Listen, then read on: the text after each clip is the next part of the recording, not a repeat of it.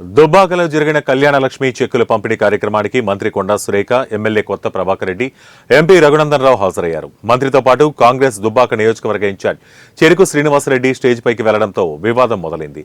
Stage పైకి ఓడిపోయిన వారు రావద్దని, ప్రోటోకాల్ పాటించాలని ఎమ్మెల్యే కొత్త ప్రభాకర్ రెడ్డి, ఎంపీ రఘునందన్ రావు పట్టుబట్టారు. దీంతో స్టేజ్ పైనే కాంగ్రెస్ నేతలు ఆందోళనకు దిగారు. రసాభాస మధ్య మంత్రి కొండా సురేఖ చెక్కులు పంపిణీ చేశారు.